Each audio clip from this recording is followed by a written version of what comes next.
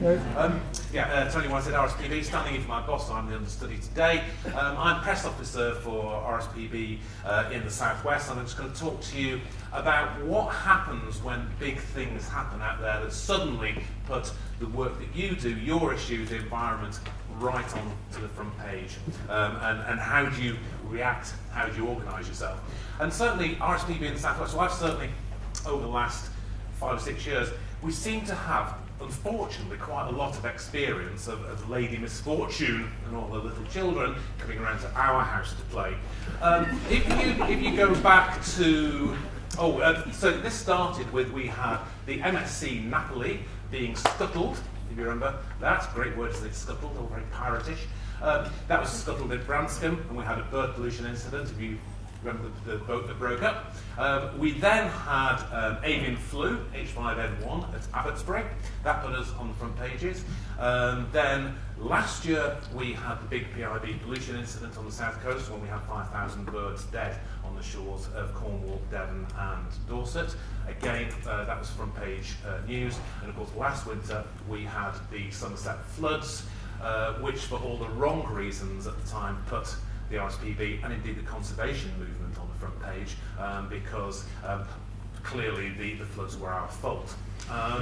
So we had all these issues, and it's how do you react? And I think one of the things that I've found with all of these, at the heart of how you react properly, it depends on you having an absolutely amazing team of people around you.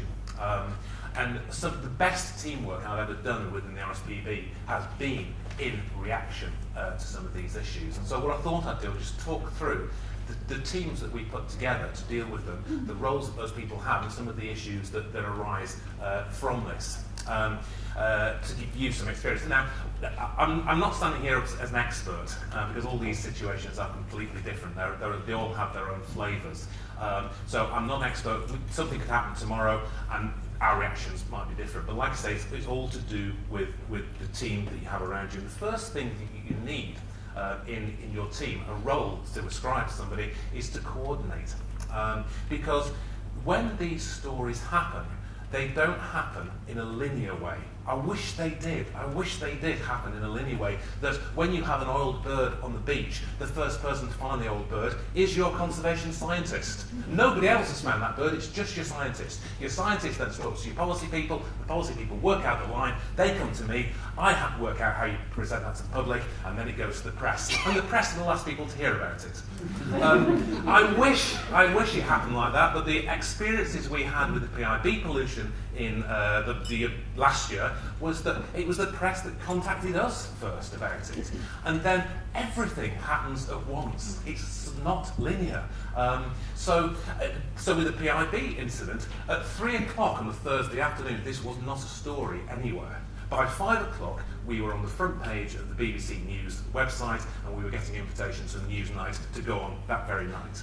That was within a space of 2 to 3 hours that happened. And that happened, it started with a phone call from BBC Solent saying, some of our listeners have seen dead birds on beaches. Do you know anything about this?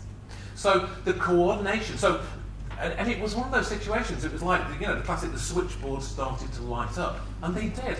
And people were communicating with us. So we had the press were coming to us in their droves, literally, because it had gone, as they say nowadays, it had gone viral, it had gone everywhere. So we had the press contacting us at the same time as we were trying to find out what was going on, because we didn't know what was going on. At the same time as Twitter, Facebook, and all these different channels were erupting into RSPB, what's going on, we want to know, we want information. And when you are there in the office and the phones are going left, right and centre, that coordinated just to get a handle on what's going on. So you need to be able to start to form those lines and to be able to get information as well. So like I say, you need to have somebody who has that coordination role. And especially in the early stages, you need the information, you need the raw data, you need to find out what's going on. Now, I think the RSPB and the wildlife movement is fortunate in that, again, so I'm sitting in Exeter, I don't know what's happening in Dorset, on the beaches of Dorset, for instance, neither do I know immediately what's happening with say, a flooding incident in Somerset. So we have to rely on people, so we phone people up and we have to find out what's going on at the same time as answering calls from journalists. So again, that's a coordination thing. And then you start to get the requests for, well, we need to put people up for interview. So you need to know where everybody is. And there is a golden rule in these reactive things. Whenever there is a massive, huge issue, everybody is either A, at a meeting that's going to last for 3 years and is on Mars, or they're on holiday. Yeah. Those are 2 golden rules. You just know this is going to happen. So again, your coordinator is trying to track down people from their meetings on Mars. And then you need to start opening these channels of communication. So the second thing you need, apart from the coordination, the organisation responds to it, is you need experts. You need to track down your experts on it, and you need, the RSPB, the Wildlife Trust, are all science-based organisations. We need, to get that expertise and that science. So you need facts, and you need good facts, and you need them very, very quickly in response to these things. Because journalists will ask you the most annoyingly obvious questions that you've never been asked before. And so you need to have your experts on hand to tell you the answers to these annoyingly obvious questions you've never been asked before. And also, there is a temptation as a I don't know, you might have this temptation, I do, as a press officer, sometimes to wing it. Never, ever wing it, because you will be found out. It will unravel horribly in front of you. And check your figures. If somebody, you're in a rush and you've got everybody speaking to you at once, and somebody's come to you and you need a figure. Usually it's a percentage or a number, and you shout somebody across the office, percentage, what's that? And they'll tell you. Now that you just go out with that, that figure, once it's out there, is there to haunt you, and it will haunt you. So when your mate tells you, oh, it's about 30%, check that figure with somebody else. Make sure you have the literature in front of you that says 30%. We did this once, perhaps I shouldn't be saying this on camera, we did this once to have a government department phone us up and say, Tony, what are you talking about? That's totally wrong. So it can be a little bit embarrassing. But of course we don't do that nowadays. All our facts and figures are absolutely 100% accurate for the camera. So you need to also, your experts, another important role of the experts is they need to tell you the significance of what's going on as well. Because it is possible sometimes that the press are bigging stuff up that perhaps isn't quite the scale of disaster as it is. Now, oil pollution is really interesting because I've had numerous calls from journalists saying, we've got oil burrs on the beaches, what are you going to do? Immediate response, please. Well, you do every winter get a few oil burrs on beaches. It's not unusual, unfortunately, nowadays. So when you get that, you need to act before going, call the National Guard. You need to actually work out what the significance of it is. Now, with the PIB crisis, it was obvious when we found out we were looking at hundreds of birds rolling onto the beaches. That was a big one. So your experts can help you say what the significance of the issue is. And also they can help give it historical context as well. It's good in any organisation. Corporate memory in organisations is really, really important. You've got somebody there. We have people in the RSPB that have been there like me forever who can remember the last time something happened in 1978. Or, well, I can't that far back, but we do have some people that can do that. So it's important, and they can tell you some of the historical significance. The third person, of course, in this group, this role, is the communicator. And the communicator's job is to develop the lines. And also, the communicator's job, and I think it's really important for people like me who do the communication, is to simplify as well. To actually take all this massive information, what your experts are telling you, what the press is telling you, and simplify it so that it is easily digestible. And you can then develop your simple lines on this and stick to those lines and adapt them. But you've got to have that line quite early on. And so usually it starts off, it's quite bland when you start off. So, say marine pollution incident, well, fragility of the marine environment is almost an automatic response to that. But then you can develop it as you go along. The communicator's job is also to look at the communication, not just to the press, but to think about your supporters, what their needs are. So the supporters are reading this at the same time as you're trying to deal with it, and they're wondering what your response is. So what are you saying to your volunteers?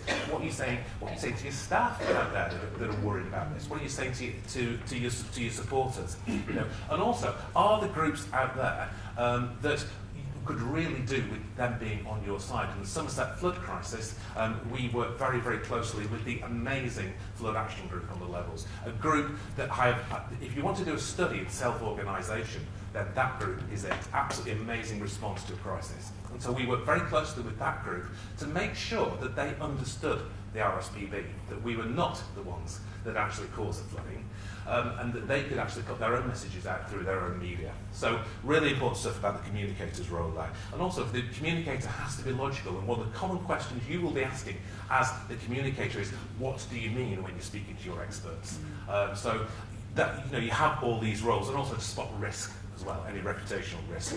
Then the two more things that you need in there, quickly, with 1 minute left, one is, I don't know why we call them this, but in the RSPB we call them policy wonks. These are the people that have massive foreheads, and they understand things like policy directives, they understand the European Union, they understand the law. Now these people are crucial because they will identify your route through things, because when you start off you've just got information, you've just got stuff. What's the solution to this? Your policy people are the people that can set you on the road to solving it, to making the most of it. And like I say, they are absolutely crucial to it. With the polyester butene incident on the south coast, our policy people there, one in particular, was able to spot the policy route that has now led to a global ban on the discharge of polyester butenes into the sea. And we did that in the space of about 6 months, and maritime law doesn't usually move that quickly. But we saw the policy route, we spotted it, we went for it, and so that tragedy ended up in a global ban on a particular chemical being discharged into the sea. So, that for us was a very, very big success there with that. So your policy people are the people you need to guide you through this. They are also the people that you need to be able to translate, because they cannot speak English. Rarely will these be the people you will put up in front of a camera. Rarely, because nobody will understand them. And then the last person that you need in this is you need some sort of leadership as well. Because in any good response to a crisis, you are going to find that you are, and you should do, it's healthy, you'll be falling out with your colleagues. You will be saying, we can't say that, you just can't say that, what do you mean? And you'll have, in our situation, in our organisation, sometimes tensions between the regional things, what we want to say very locally about something like Somerset, and what our national guys want to say about it. And there's often tension between there, and we will fall out. But having a leader is somebody there who can actually make the choices. Also, the leadership thing is, what do you respond to and what do you not respond to? And lastly, with the leader, and this is something that's heartfelt from me, is that these crises, they are very, very testing for the people that are involved. For the communications people, for the staff and volunteers, and they can really challenge your deepest held beliefs about why we work in the environment. With the Somerset flood crisis, it felt like for 2 months we were opening the paper every day to see another vindictive criticism of the environment movement for allowing these floods to happen, that we were putting birds before people. The tweets we got were aggressive. It starts to take its toll. So the leadership, when you're leading in here, you have to have pastoral care for the people you're working with. You have to be aware that this can run deep. We work in a caring, sector here. People can start to take things personally. They should start to take it personally. You need to watch out for them in these crises. That's a really, really important thing in terms of leadership. So that's a very quick run through, and now run over time, about some of the aspects of our response to things. A couple of provocations for the discussion afterwards is that the old perennial is when to speak and when not to speak. That's so difficult. When you have something filed that is critical against you, do you immediately respond to that, or do you say to yourself, that's going to give that view more oxygen if we, the RSPB, respond to it? When is it right to respond and when is it not right to respond? And it's a constant conversation. We had it only the other day within the RSPB. When do you respond? And the second provocation I have is the environment in which we work at the moment. During the flood crisis, it was described as there are lots of sombre forces out there, grey forces, that want to restrict what the environment sector does. They see us as combative. they see us as, the blame that we are lobbying, we're getting too powerful. So in the face of increasing criticism of our sector, how do you maintain hope and optimism that we can do what we need to do to change the fate of biodiversity in this country? Thank you.